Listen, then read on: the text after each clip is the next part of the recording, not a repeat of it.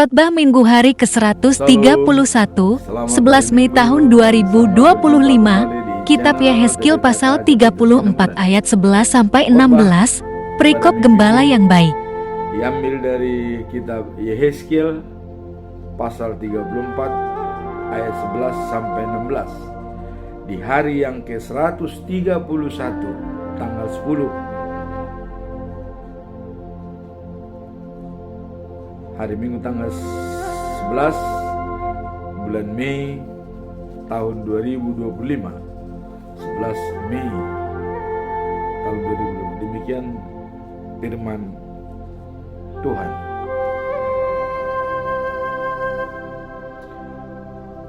Sebab beginilah firman Tuhan Allah, dengan sesungguhnya aku sendiri akan memperhatikan domba-dombaku dan akan mencarinya. Seperti seorang gembala mencari dombanya pada waktu domba itu tercerai dari kawanan dombanya, begitulah aku akan mencari domba-dombaku, dan aku akan menyelamatkan mereka dari segala tempat kemana mereka diserahkan pada hari berkabut dan hari kegelapan. Aku akan membawa mereka keluar dari tengah bangsa-bangsa dan mengumpulkan mereka dari negeri-negeri dan membawa mereka ke tanahnya. Aku akan menggembalakan mereka di sana, di atas gunung-gunung Israel, di alur-alur sungainya, dan di semua tempat kediaman orang di tanah itu. Di padang rumput yang baik akan kugembalakan mereka, dan di atas gunung-gunung Israel yang tinggi, disitulah tempat penggembalaannya. Di sana, di tempat penggembalaan yang baik, mereka akan berbaring, dan rumput yang subur menjadi makanannya di atas gunung-gunung Israel. Aku sendiri menggembalakan domba-dombaku, dan aku akan membiarkan mereka berbaring. Demikianlah firman Tuhan Allah. Yang hilang akan kucari, yang tersesat akan kubawa pulang, yang luka akan kubalut, yang sakit akan kukuatkan, serta yang gemuk dan yang kuat akan kulindungi. Aku akan menggembalakan mereka sebagaimana seharusnya. Demikianlah firman Tuhan pada pagi hari ini sebagai khotbah pada minggu ini. Marilah kita coba lihat apa latar belakang daripada perikop ini. Mengapa Tuhan Allah harus mengembalikan semua domba-domba yang hilang, yang sakit dibalut, dan yang hilang dicari, yang tercerai-berai dipersatukan? Apa latar belakang daripada Tuhan Allah? Kita lihat bahwa latar belakang Yehezkiel pada pasal 34 ayat 11-16 sangat berkaitan dengan konsep pemulihan Tuhan terhadap umatnya. Jadi adanya pemulihan sesuai dengan janji Allah. Setelah 70 tahun dibuang di Babilonia yang sangat menderita bangsa Israel, Allah memulihkannya, mengembalikannya ke Yerusalem melalui Raja Kores dan melalui Nabi Esra dan juga Nehemia mengembalikan bangsa Israel yang sudah tercerai-berai ke Israel. Inilah konsep pemulihan dari Allah. Jadi latar belakangnya ini memang Allah mempunyai tujuan untuk membangun kembali bangsa Israel. Jadi tidak pernah melupakan bangsa Israel, tetap memelihara dan memulihkannya. Nah, menggantikan para pemimpin yang gagal dalam menjaga dan mengurus mereka. Jadi banyak pemimpin-pemimpin yang gagal memimpin bangsa Israel. Disinilah Tuhan mengambil alih untuk memulihkan kembali. Coba kita bayangkan, selama 70 tahun dibuang di Babel. Umur manusia yang sangat sudah lansia sampai umur 70 tahun. Bisa kita bayangkan bagaimana penderitaan masa. Tapi disinilah Tuhan tetap akan memulihkan bangsa Israel. Dan inilah ayat hari ini, khotbah pada hari ini, mengembalikan, mencari yang hilang, bahkan menempatkan di gunung-gunung Israel dan di tempat-tempat yang bisa mereka nyaman dan aman untuk tinggal. Dan kita lihat kejadian Exodus, bangsa Israel kembali ke Yerusalem pada saat pemerintah Raja Kores dan disponsori oleh Nabi Esra, dan Nehemia sebagai gubernur Yudea dipilih oleh Raja Kores, bisa mengembalikan bangsa Israel. Itulah latar belakang. Tuhan tetap berkomitmen untuk mengembalikan bangsa Israel ke negeri asalnya dan memelihara mereka sampai saat ini. Itu kita buktikan sampai pada waktu kelahiran Tuhan Yesus Kristus untuk menyelamatkan dunia dari ancaman maut. Sekarang kita lihat ayat 16. Aku akan mencari yang hilang dan mengembalikan yang tersesat, dan menandakan bahwa Tuhan menginginkan hubungan yang dekat dengan umatnya dan berada untuk memuliakan mereka dalam keadaan yang baik. Jadi memulihkan mereka dalam keadaan baik. Itulah latar belakang daripada ayat ini. Sekarang apa tujuan adanya pemulihan dari Tuhan kepada bangsa Israel? Tujuannya adalah untuk yang mendasar. Tujuan yang mendasar dalam perikop ini ialah menekankan peran Tuhan sebagai gembala yang baik bagi umatnya. Itulah tujuannya. Tuhan Allah akan menunjukkan bahwa dialah gembala yang baik, yang menjadi role model dalam menggembalakan umatnya. Dan kita tahu dalam konteks ini Tuhan menegaskan komitmennya, integritasnya sesuai kata dan perbuatan. Karena Tuhan berjanji tetap akan memilih Israel sebagai bangsa yang dikasih. Walaupun terpuruk 70 tahun di Babel, diperbudak oleh Nebukadnezar. Tapi pada saat Raja Kores, Israel dikembalikan semua. Satu pun tidak ada yang tinggal. Termasuk hamba-hambanya juga dikembalikan. Itu kita lihat pada saat Nehemia memerintahkan supaya pesta pondok daun di Israel setelah kembalinya dari pembuangan di Babilonia. Tujuan utama adalah di dalam ayat 12. Seperti seorang gembala mencari domba-dombanya pada hari ia berada di tengah-tengah dombanya yang tercerai-berai. Ya. Demikian juga aku akan mencari domba-dombaku dan akan menghentikannya. Jadi Tuhan ya membela dan sebagai gembala yang baik selalu mencari dan menyelamatkan umatnya yang hilang.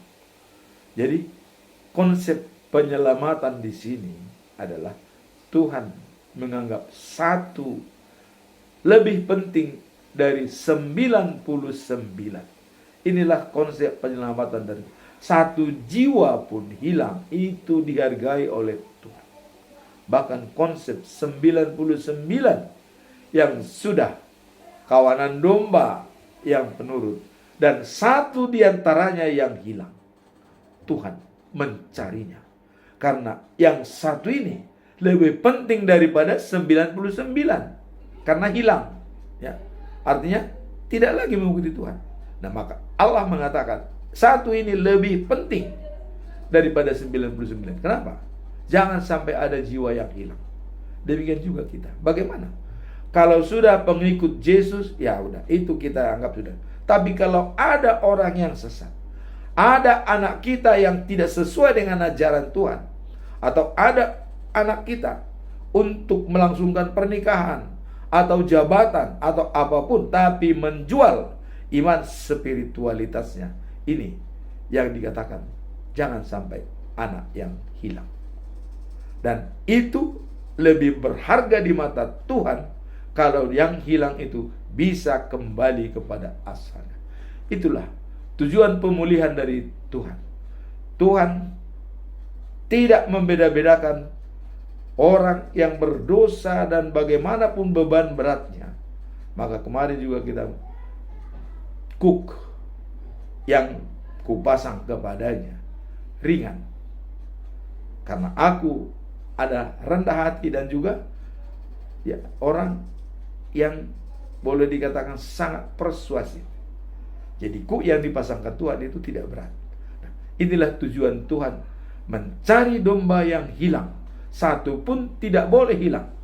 Demikian jugalah kita di keluarga. Apakah kalau ada anak-anak kita yang berencana untuk hilang dari peredaran kita, tolong jangan sampai mereka tercecer. Tuhan mengajak satu lebih penting dari 99 apabila yang satu akan hilang dan 99 sudah mengikuti Tuhan. Itulah tujuan daripada Tuhan Allah. Nah, sekarang apa pesan moral daripada perikop ini?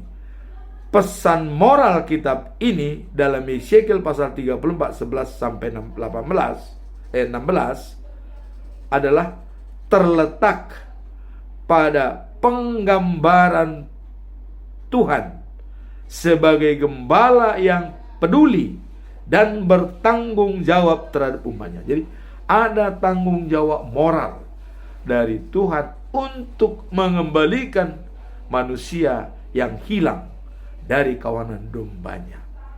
Inilah pesan moralnya. Tuhan tidak mau ada yang hilang dari kawanan domba yang telah dipeliharanya. Nah, ayat ini menunjukkan bahwa Tuhan berkomitmen untuk mencari dan menyelamatkan umat yang hilang, serta ya memberikan perlindungan dan pemeliharaan kepada mereka. Ya, ada yang menjadi pelajaran yang baik dari perikop ini. Apa pelajaran yang bisa kita lihat dari pesan moral? Setiap pemimpin baik dalam konteks gereja maupun kehidupan sehari-hari memiliki tanggung jawab untuk merawat dan melindungi orang-orang yang dipimpinnya. Jadi tanggung jawab moral seorang pemimpin gereja. Jangan sampai umatmu tercecer atau hilang. Ini pesan moralnya pada pimpinan-pimpinan gereja. Jangan sampai membuat statement yang bisa membuat gembalanya tercecer dari kawanannya. Ini. Kemudian yang kedua, ya, pemimpin harus mengutamakan keselamatan dan meniru sifat Tuhan yang mengasihi dan peduli. Jadi pemimpin harus tahu persis apa karakter daripada Allah. Mengasihi. Karakter Allah adalah kasih. 1 Yohanes pasal 4 ayat 8. Allah itu kasih. Barang siapa tidak memiliki kasih, tidak mengenal Allah. Inilah. Jadi para pemimpin gereja diharapkan supaya benar-benar menjalankan karakter daripada Allah, yaitu kasih. Bagi pemimpin gereja atau pemimpin umat yang tidak memiliki kasih, dia sesungguhnya tidak mengenal Allah. Apalagi kalau dia serupa dengan dunia, keinginan dunia yang dijalankan sebagai pemimpin gereja. Ini tamparan bagi pemimpin gereja untuk persuasif, baik dalam menanggapi situasi dan kondisi di negara ini. Mari kita bicara dengan data, fakta. Jangan sampai asal menuduh ini kurang bagus, ini kurang bagus. Jangan. Perhatikan dengan baik. Apa dampak apabila kita menyampaikan sesuatu bagi pimpinan gereja? Saya memang ada perhatian daripada Eporus HKBP terhadap PPL. Dan itu disampaikan dengan hati nurani. Jangan disikapi oleh pemerintah bahwa itu adalah untuk pelarangan. Jangan.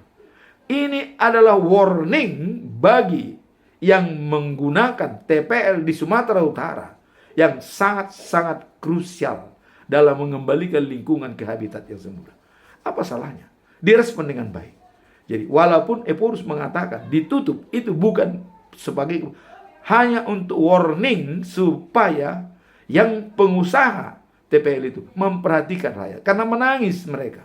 Banyak yang tidak menjadi tuan di negeri sendiri. Tidak menjadi tuan. Bukan hanya pegawai yang dibayar. Jangan.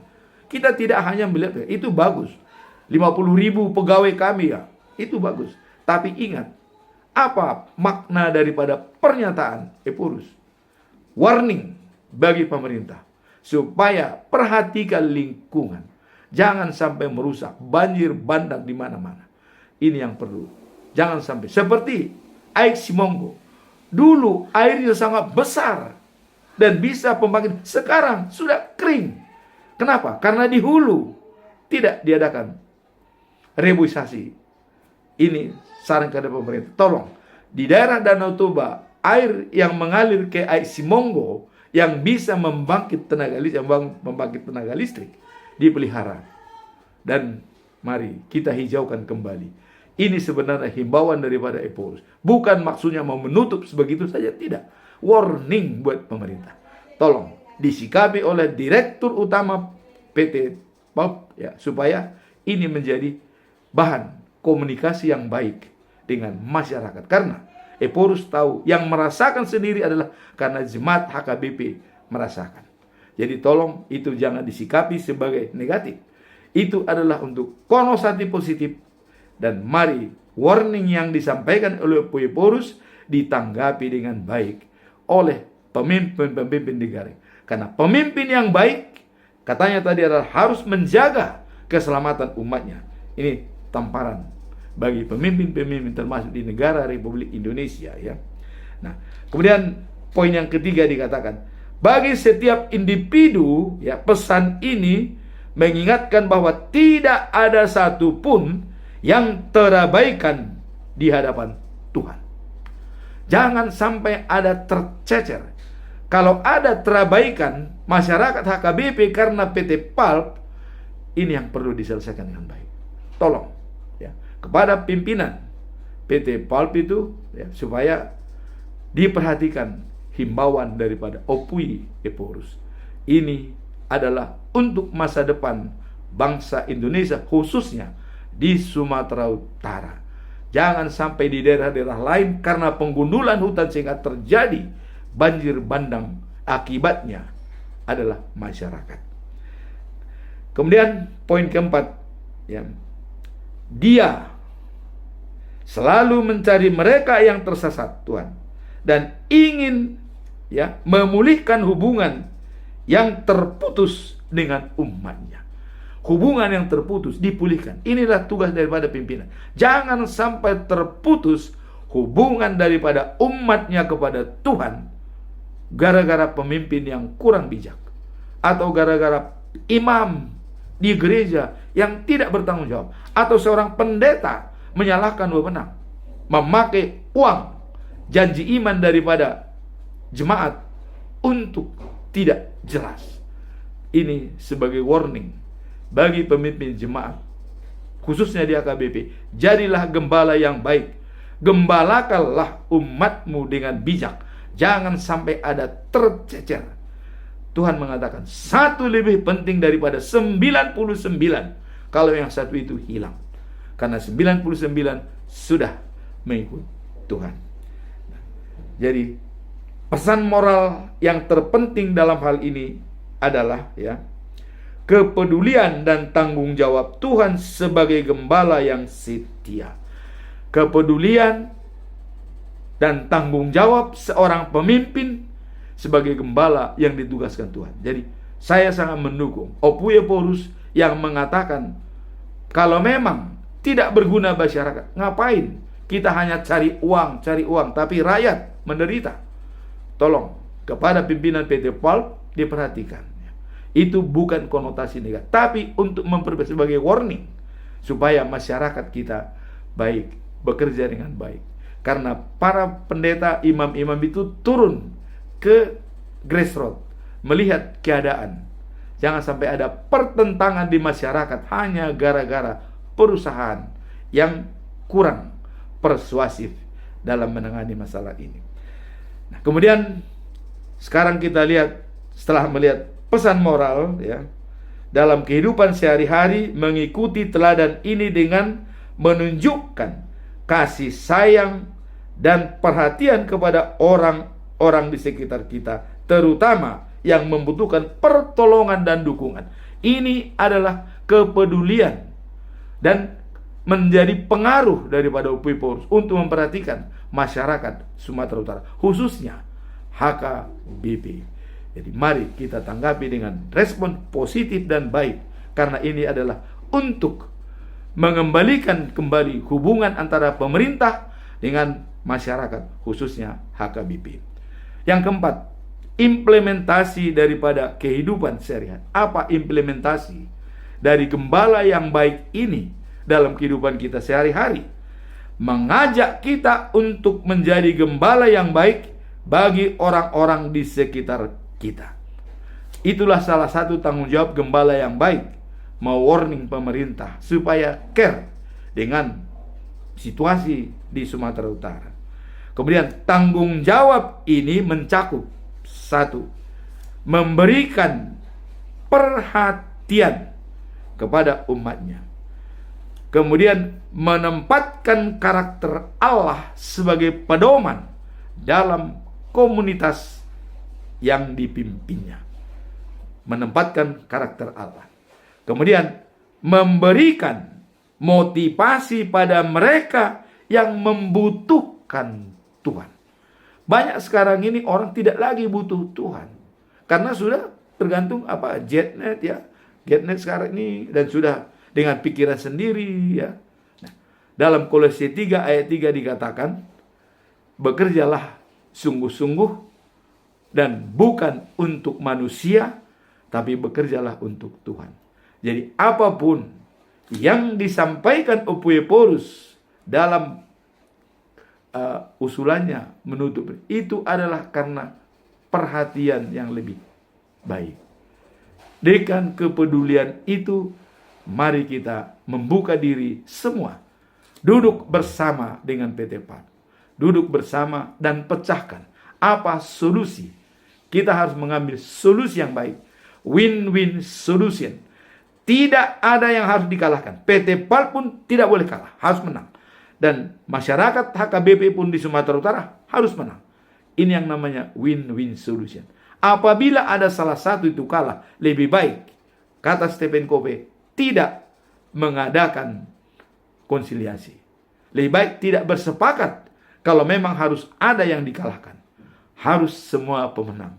PT PALP juga winner dan HKBP juga winner. Mari kita wujudkan sinergi di dalam berbangsa dan bernegara. Nah, demikianlah sedikit gambaran yang saya sampaikan. Gembala yang baik dalam Matius pasal 8 ayat 12 sampai 14 dikatakan, gembala yang lebih penting, satu gembala lebih penting dari 99 yang sudah pengikut Tuhan. Nah, jadi kata Yesus, ya, nilai setiap jiwa sangat berharga di mata Tuhan. Itulah yang dikatakan bahwa satu lebih penting dari 99 yang sudah pengikut Yesus. Satu akan hilang, maka dicari sampai dapat. Inilah himbauan kita kepada pemimpin-pemimpin gereja sebagai imam untuk menggembalakan domba-dombanya supaya berjalan dengan baik. Dan sekali lagi kita menghimbau supaya apa yang disampaikan oleh Opuyeporus itu adalah merupakan warning bagi pemerintah. Disikapi dengan proaktif. Ada kesadaran, ada imagination jangka panjang, dan ada hati nurani, baru independent will, pengambilan keputusan. Inilah dasar daripada PT PALP nantinya untuk menyikapi apa yang disampaikan Opuyeporus.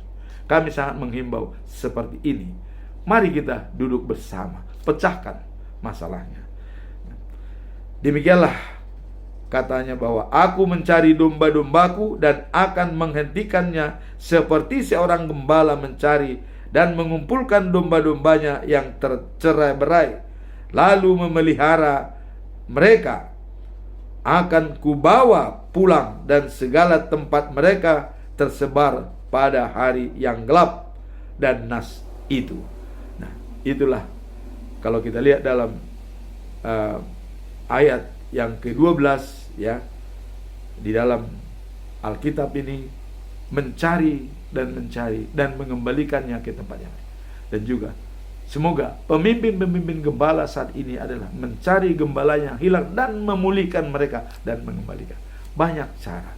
Boleh seperti yang disampaikan oleh Opuyeporus sebagai warning kepada pemerintah. Itu pun untuk mengembalikan harkat dan martabat daripada masyarakat. Demikianlah khotbah minggu ini khususnya kepada gembala yang baik. Marilah kita suri teladan gembala yang baik adalah Yesus, gembala yang baik, berani berkorban tanpa ada balas jasa, mengorbankan dirinya, mati di kayu salib demi kesejahteraan daripada umat manusia sebagai role model bagi kita. Demikianlah khotbah minggu ini. Semoga firman ini bisa menjadi pegangan bagi kita dalam memimpin jemaat dan membawa gembala supaya tidak sesat, tidak tercerai-berai, dan tidak tergoda oleh ajaran-ajaran palsu pada saat ini. Demikianlah khotbah minggu ini. Semoga Tuhan memberkati. Amin. Selamat hari Minggu dan Tuhan memberkati kita semua.